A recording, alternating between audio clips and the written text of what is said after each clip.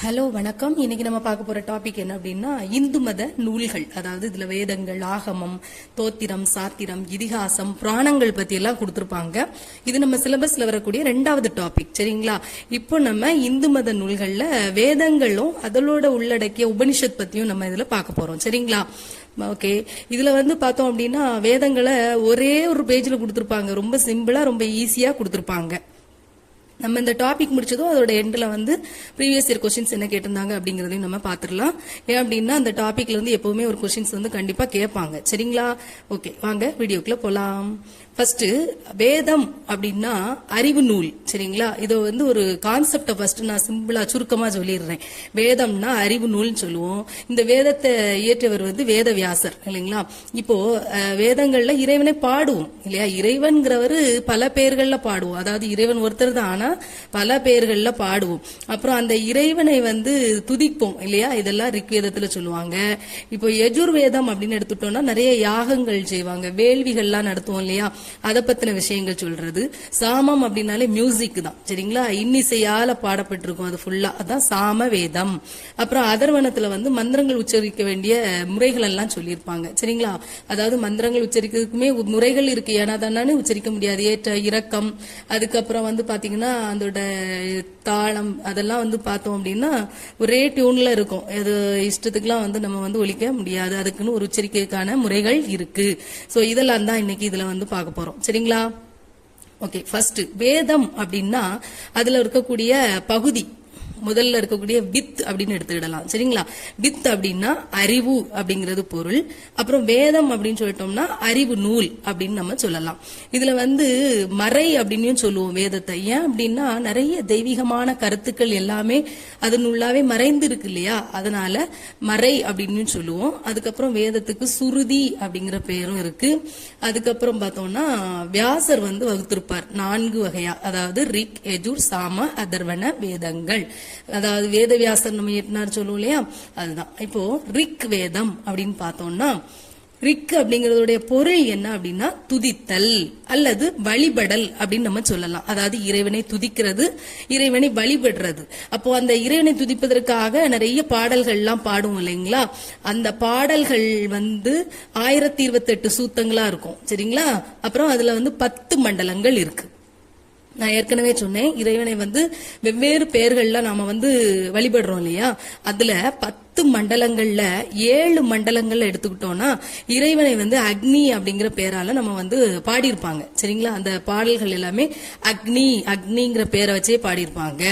இப்போ 10வது மண்டலத்துல எடுத்துக்கிட்டோம் அப்படின்னா இறைவனை என்ன சொல்லுவாங்க? பிரம்மன், இந்திரன் அப்படிங்கிற பேரால பாடியிருப்பாங்க. சரிங்களா? இறைவன் ஒண்ணுதான், பல பேர்களால நம்ம வழிபடுறோம் இல்லையா? அந்த மாதிரிதான் அவங்க பல பேர்களால பாடியிருப்பாங்க. சரிங்களா? அதுக்கப்புறம் காயத்ரி மந்திரம் அப்படிங்கிறது இந்த ரிக்வேதத்துலதான் வரும். இதை நம்ம ஏற்கனவே காயத்ரி மந்திரம் அப்படிங்கிற டாபிக்ல, மந்திரங்கள் டாபிக்ல ஏற்கனவே நான் இது கொடுத்திருப்பேன். சரிங்களா? ஓகே. நெக்ஸ்ட் என்ன அப்படின்னா யஜுர்வேதம். யாஜ் அப்படின்னா யாகம் அப்படிங்கிறது பொருள். அப்போ யஜுர்வேதத்தினாலே யாகம் தான். சரிங்களா? யாகம், பலி, தானம், இந்த மாதிரி கிரியைகள் செய்ய வேண்டிய முறைகள்லாம் இருக்கும். கிரியைனா என்னன்னா சடங்குகள் தான். சரிங்களா? அப்புறம் அமாவாசை, பௌர்ணமி எல்லாம் வரும் இல்லையா? அந்த டைம்கள்ல என்னென்ன வேள்விகள்லாம் பண்ணணும், அதை பற்றிய விஷயங்கள்லாம் இருக்கும்.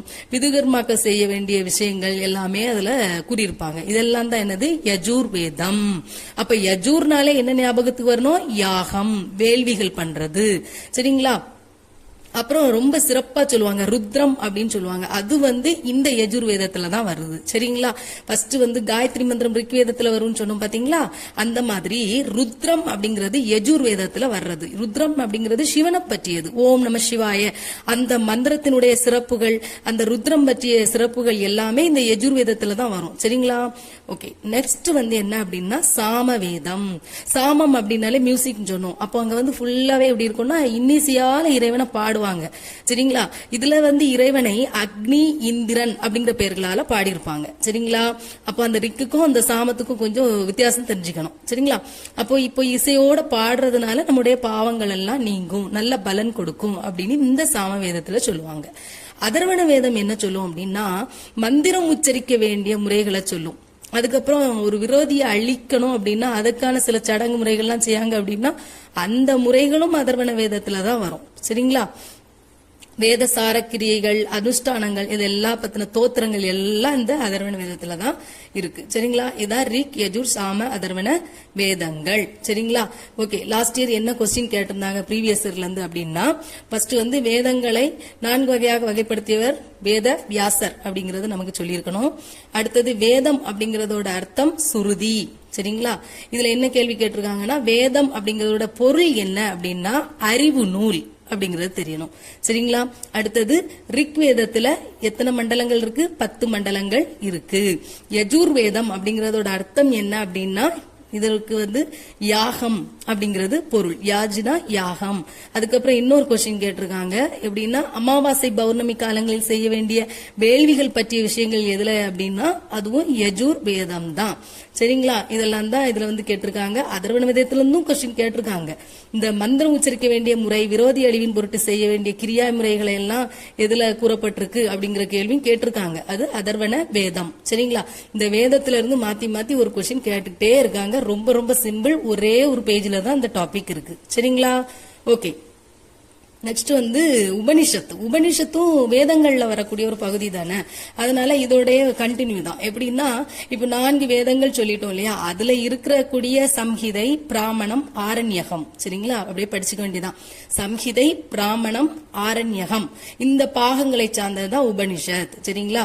இதுல என்ன கேள்வி கேட்டிருக்காங்க அப்படின்னா, உபநிடதம் அப்படிங்கறதோட பொருள் என்ன அப்படின்னா, ஒரு ஆச்சாரியான் அருகில இருந்து அறிந்து கொள்ளக்கூடிய ஞானம் தான் என்னது உபனிஷத். சரிங்களா? உபனிஷத்துனா என்ன? ஒரு ஆச்சாரியார் இருக்கார் இல்லையா, அவருடைய பக்கத்துல இருந்து அறிந்து கொள்ளக்கூடிய ஞானம், அதுதான் என்னது உபனிஷத். சரிங்களா? மொத்தம் 108 உபனிஷத்து இருக்குங்க. சரிங்களா? மொத்தம் 108 உபனிஷத்து இருக்கு. இதுல முக்கியமானது 10 உபனிஷத்துன்னு சொல்லுவோம். இது கூட போன வருஷம் கேட்ட லாஸ்ட் இயர் கொஸ்டின்ஸ்ல கேட்டிருந்து, முக்கியமான உபநிடதங்கள் எத்தனை அப்படின்னா தசோ உபனிஷத்துன்னு சொல்லுவோம். 10 உபநிடதங்கள். சரிங்களா?